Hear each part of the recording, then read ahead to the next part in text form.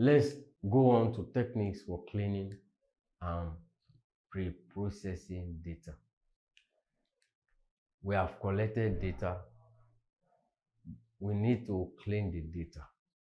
So what are the techniques for cleaning and pre-processing our data that has been collected?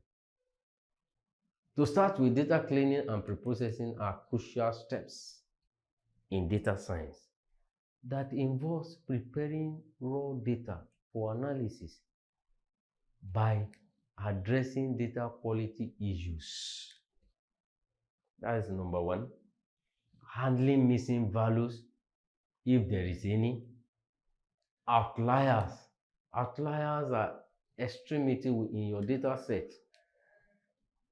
And also inconsistencies. So these are the different ways by which you can clean your data. You need to address data quality issues. You want to handle missing values.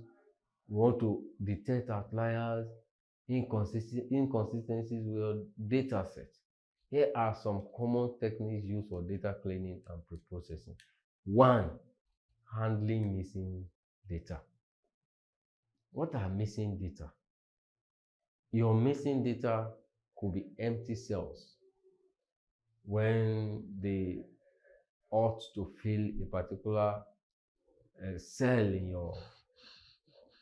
your data set and it's missing. Those are missing data. So how do you handle them? You can do removal.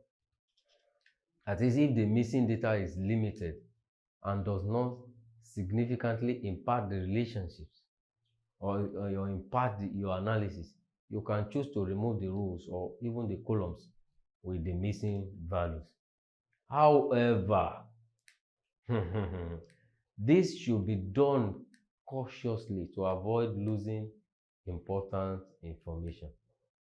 Another way you can handle missing data is imputation. Imputation involves filling in missing values with estimated or imputed values. Common imputation techniques include mean imputation, median imputation. That is, if you are filling it with mean value of your data set, or even median. It can be mode imputation, regression imputation based on other variables in the data set.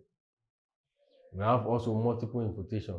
Multiple imputation creates multiple plausible imputed data set using statistical models and combines the result to account for uncertainty in the imputation process. Another part of data cleaning is outlier detection and treatment. You can use statistical method to be able to detect outliers. You can use techniques such as Z-score, modified Z-score, or even turkey fences. Those are the different statistical methods for you to detect outliers. Once detected, outliers can be handled by either removing them if they are due to data entry errors, or transforming them to mitigate their impact on your analysis. Another way to deal with outlier is Windsorization. So Windsorization involves replacing extreme outliers with values closer to the rest of the data distribution. These techniques helps minimize the influence of outliers without entirely removing them. So you need to know this. Now, let's talk about robust statistical methods. Robust statistical methods such as median absolute deviation or robust regression are less sensitive to outliers. So that is another way by which you can detect your outliers or can handle outliers using robust statistical methods.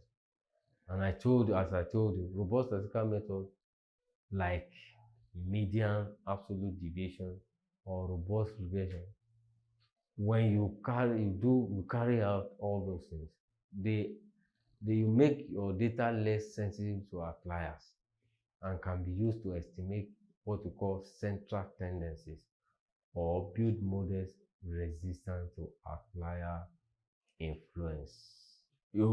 Another method is data standardization and normalization. So standardization transform your data to have a mean of 0 and a standard deviation of 1, making variables comparable on the same scale. Standardization is useful when variables have different units or scale. This is also a technique for data cleaning and preprocessing. Another one is normalization.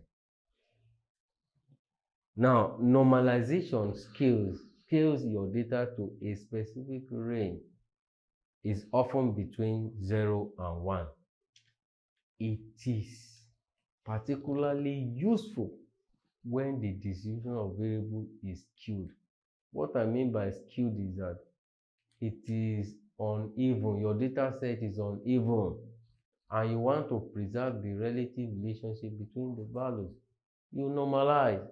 Normalization helps your data to be between the mean of your data set.